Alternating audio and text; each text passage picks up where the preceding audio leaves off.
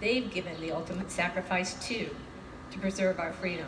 So today, as we remember and honor our fallen soldiers, our heroes, please remember those who love them also.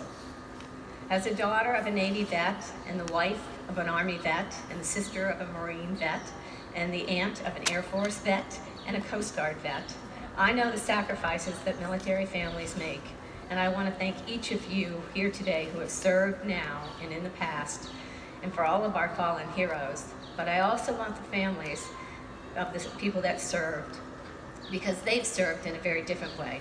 They've been the backbone. They've been the people behind the scenes. They're the ones who have lost the loved ones. They're our heroes too. So I honor you as I honor your fallen family member. Thank you for all that you do and all that you have done and all the struggles you have endured. Thank you for being here today, and may we never forget those who have sacrificed their lives to protect the Constitution of the United States of America, and to allow all of us here today and in the future to be free and to pursue life, liberty, and happiness here in America as Americans. Thank you all very much for being here today. It is my honor to introduce our speaker. John Kimball is a friend of mine, so I'm very delighted to be here and to be introducing him. Although I have to admit, I never anticipated that before, but it's great to see John. He is a managing general partner and CEO of the John Kimball Group, a newspaper industry consultancy located in Leesburg, which provides newspapers nationwide with tools for increasing political revenues and improving their advertising sales process. He is a frequent spokesperson at newspaper conferences, both locally and internationally. He began his career in 1970 at the Detroit Free Press, while a senior executive at the newspaper in Detroit, Denver, and northern New Jersey prior to moving to Northern Virginia as the chief marketing officer for the Newspaper Association of America, where he managed marketing initiatives. He retired from NAA in August of 2009. He is a graduate of Michigan State University. Any Michigan State University alumni? No? Sorry. And has a degree in advertising and communications and a Harvard Business School executive program. John's military service began in 1967, almost immediately after graduating. It wasn't long after basic training and advanced training at the nearby Fort Lee, Virginia, that he was aboard a military aircraft bound for Southeast Asia. John served as a specialist fourth class with the 13th Signal Battalion at the 1st Air Cavalry Division. In early 1968, at the height of the Battle of Quai Son, the 1st Cavalry traveled to the province near the DMZ in support of the Marines during what would be known as Operation Pegasus. John was supporting the communication network in Quai Son at a place called Landing Zone when he was wounded in a grenade attack that severed his artery in his right leg and also injured his liver and abdomen. The same attack also severely wounded Captain Max Cleland. You may have heard of him. He later became a Georgia senator. Upon the medevac return to Vietnam, John served the balance of his 3 years in Army enlisting, running the training records at Fort Ord, California. That was the largest basic training facility at the height of the Vietnam War. He left the Army as a staff sergeant in 1970 and headed back to Michigan in a career in newspapers. John and his wife Lori are longtime Leesburg residents. His 2 children, Amy and Mark, have rewarded them with 3 grandchildren, Jack and Katie, who's here today, from Bel Air, Maryland, and Gemma Lilly from Charleston, South Carolina. Please welcome John Kimball.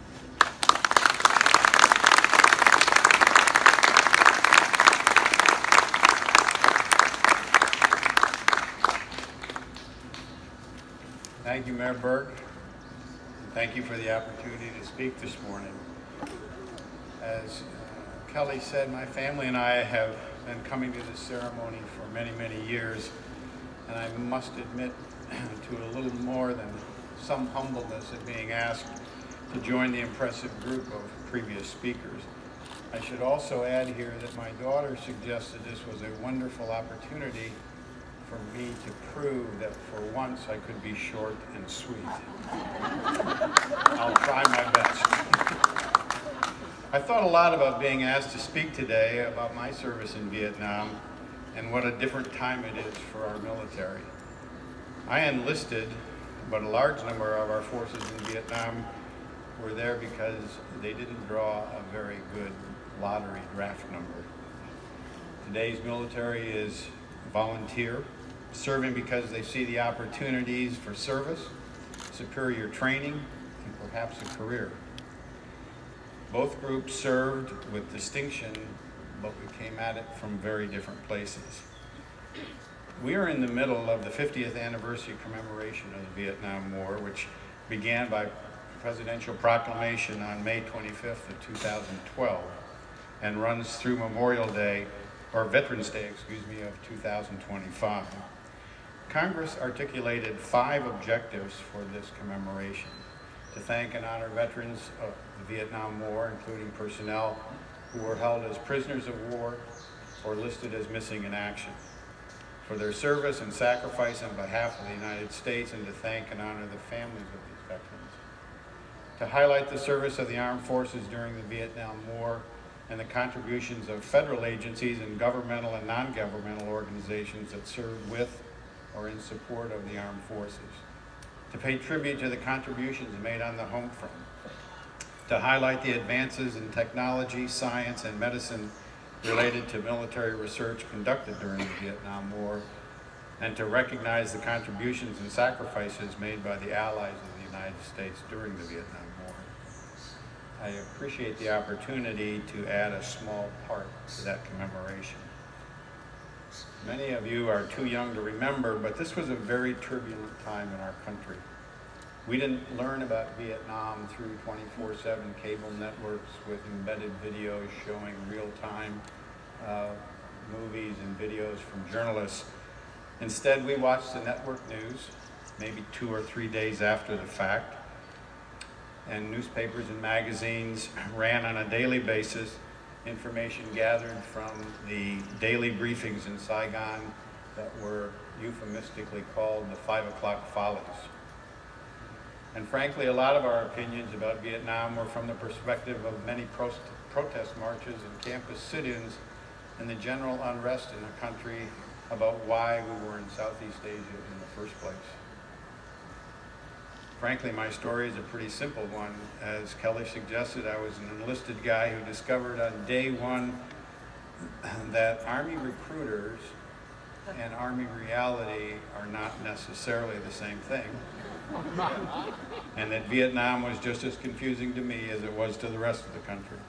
I was 23 years old. I found after graduation from Michigan State in 1967 that a 1A draft status generally resulted in a comment about, yeah, well, why don't you get back to that to us when that changes, and good luck, from all of my job interviews.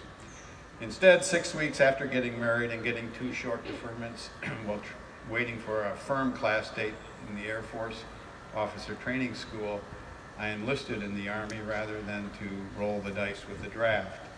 And I was soon on a train from Detroit, Michigan to Fort Knox, Kentucky for basic training. I mentioned that Army recruiters in reality were not on the same page. I had a degree in advertising and communications, and the recruiter told me when I was in the enlistment office in Pontiac that I should enlist for Public Information Officers Candidate School. I had a degree, and after basic training, I should go to Public Information School. Weighing all the other options available, that pretty much seemed like a no-brainer.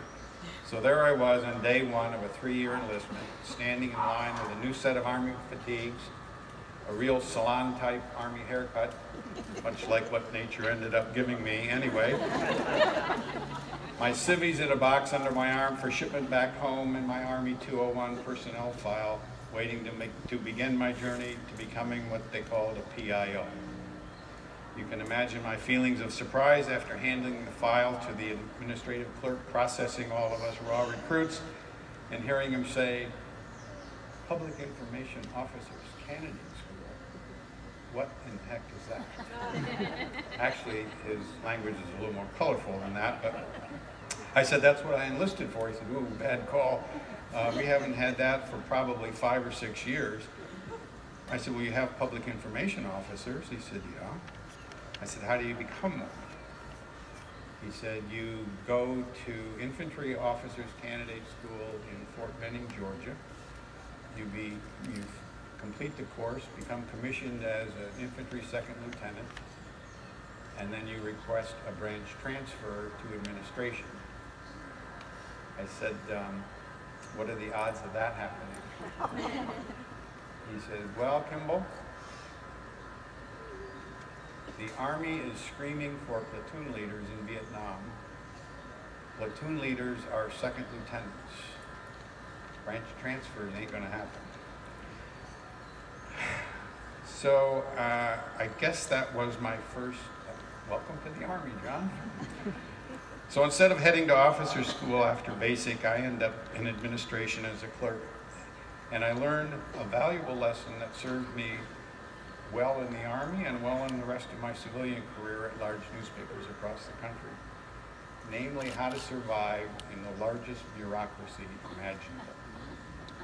The military has rules and regulations for everything, and often they make no sense.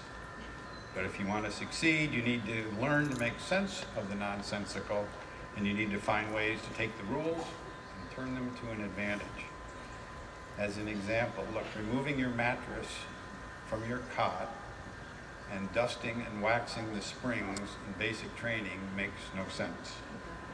But if you could wrap your head around the idea that they were trying to teach you discipline and how to follow orders, you waxed the springs. Or you thought it was a dumb idea, you made those feelings known to the drill sergeant, and you waxed the springs outside the barracks at 3 o'clock in the morning in the rain. Either way, the springs were going to get waxed. After basic, I spent 6 weeks at Fort Lee, Virginia, learning to become an electronic repair parts specialist. Fort Lee was running training 24 hours a day, day and night school, and so I obviously ended up in night school. Up at noon for breakfast, free time until 5 o'clock for lunch, then march to class until 10, march back for dinner, march back for the remainder of the class, and then march back again to the barracks at 2 o'clock in the morning. We all knew we were going to Vietnam, and so after discovering that the next 6 weeks were going to be spent in the same task of identifying the same repair parts in 50 different boxes, I came up with a brilliant plan to dramatically short-circuit the process. We could finish the course in 2 weeks and get an extra month's leave before we headed to Vietnam. Maybe later in my Army career as a staff sergeant, I could have made that work. Unfortunately, the Army did not have a plan to deal with 50 trainees who finished a month early.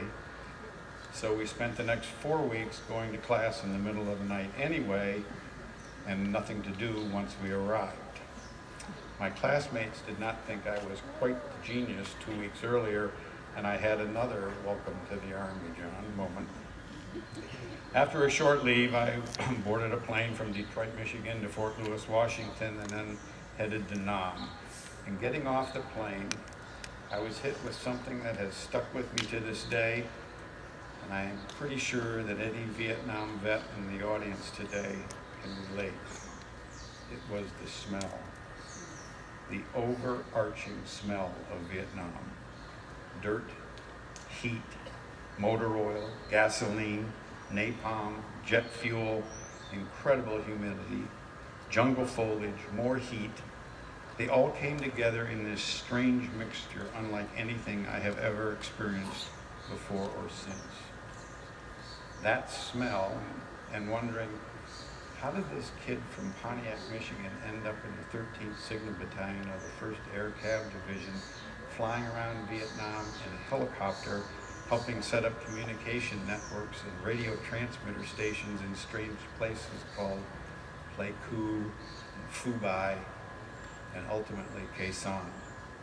My job kind of morphed from supplying electronic repair parts to mostly administration, keeping inventory, but mostly waiting for the next bit of information on where we were headed next, waiting for the much delayed mail, waiting for the airdrops of the boxes of sea rations, and hoping you did not end up with the dreaded ham and lima beans. In the spirit of today, I have redacted the nickname we had for those, but we also traded cigarettes for the extra package of toilet paper or the cheese spread that is probably still edible today. We traveled north during the Tet Offensive in support of the Marines in the infamous Battle of Quezon. In early April of 1968, we landed near the demilitarized zone separating North and South Vietnam in a place called Landing Zone LZ Stud. The LZ was high enough that waking up in the morning, we were actually above the clouds, looking down at the tops of the mountains in the distance. And I recall thinking at the time that this is really a beautiful country if you didn't think too much about what was going on down there or why we were there, and of course that smell. We owned the top and the bottom of the mountain, the Viet Cong owned the middle. I was there getting off a chopper that we came under a grenade attack. I was injured with my leg, my liver, and abdomen, but another of my colleagues, Captain Max Cleland, as Kelly suggested, was about 10 yards away, and he ended up losing both of his legs and a right arm below the elbow. While we were both awarded the Purple Heart, one of us was very lucky, me. The other took what was a catastrophic series of events and managed to convert them into a post-Army career of state senator from Georgia and head of the Veterans Administration appointed by President Jimmy Carter. It was when I discovered that I wrote Max a letter, and I said, the last time I saw you, I thought you were dead. And he wrote back, the last time I saw you, I thought you were dead. He then went on to serve 14 years as a Georgia Secretary of State, U.S. Senator from Georgia, and 8 years as a Secretary of the American Battle Monuments Commission, nominated by President Obama. He is also an author and an inspirational speaker. I think he should be up here today. Meanwhile, I got patched up, and after attempts at rehabilitation in Vietnam and Japan, I ended up being medevaced to Fitzsimmons Army Hospital in Denver, Colorado. And after some more surgery, I arrived at my final duty station, running the Training Records Division at the huge basic training facility at Fort Ord. With Vietnam still close in my rearview mirror, I watched with very mixed feelings as thousands and thousands of young men went through basic and then took that same plane ride to an uncertain experience in the heat and jungles of a foreign country and that smell. But that was 50 some odd years ago, and a much different time in our country. We were fighting a very unpopular war that had begun mostly in secret many years earlier and even caused one president to opt out of a re-election bid. We were not welcomed home with "thank you for your service," but rather with boos and hisses and other comments from a public that really didn't understand why we were in Vietnam, and most of us didn't either. I contrast that with the military of today. "Thank you for your service" and "welcome home" heard all over the place. How great is that? But we were certainly well trained. Today's armed forces are equipped with technology that was unheard of in 1968. We wrote letters home, hoped for a response if the email ever caught up with us, and maybe we were able to make a rare ham radio assisted phone call. Boy, there's nothing quite like saying, "I'm doing okay, how are you?" Over. My family learned of my injuries some weeks later from local chapter of the Red Cross. Today it's email and Instagram and Facebook and Skype. We fought a very unpopular war with tools that by today's standards might seem rather brutal and blunt. Napalm and Agent Orange dropped from low-flying aircraft to defoliate the jungle. The constant bombing of B-52s, dropping bombs on an enemy we often could not see. Fighting, sometimes in the jungle, sometimes in the tunnels. An enemy who did not fight within the rules of war. They often wore no uniforms, and certainly there were no boundaries. Perhaps that was the start of the kind of guerrilla warfare we have been fighting ever since. But Vietnam was no less bloody or brutal than the high-tech drone strikes and targeted rockets or the low-tech IEDs conflicts of our troops today face. While some things are very different, much is the same. Young women and men head to other parts of the country and the world with the same unknowns and fears. They're leaving friends and family behind in anticipation of going into battle and hoping to survive them and return home. Some are scared but confident. Some are wary but still gung-ho. Some are timid but all are still proud to serve. I think about the over 58,000 names on the Vietnam Memorial in Washington and the 12 names on the Vietnam Memorial behind me and realize how fortunate I am to be here today speaking to you some 51 years after a pretty scary day in my life. I'm grateful every day for the ultimate sacrifices they made. I thank those from Vietnam and all those from wars before or since who returned with life-altering injuries like Max. I thank those who are still wrestling with the effects of post-traumatic stress and other demons. I think of those who fought in wars long ago, the first patriots of the Revolutionary War, the Confederate Union and U.S. colored troops of the Civil War, the soldiers who fought in the trenches in World War I, the greatest generation who braved the beaches of Europe and the islands of the Pacific in World War II, those who fought in the mud and snow of Korea, the jungles of Vietnam, and those still deployed in the deserts and mountains of Afghanistan, Iraq, Syria, and the Middle East, and those who supported all of us from other duty stations around the world. I think of them and realize that we have a special obligation to remember and honor those who served and are serving because they saw it as their duty to a country that offers us freedoms that are envied around the world. Those who serve so that others are not asked to serve in our place. Hearing "thank you for your service" is an especially sweet sound, and I am honored to offer that to all of the vets and families here today, and all of those who are not here to accept those thanks. I also pray that as a nation and a world, we will learn to resolve our differences, not by going to war, but by not seeing the need to etch one more name on one more stone monument. Thank you very much.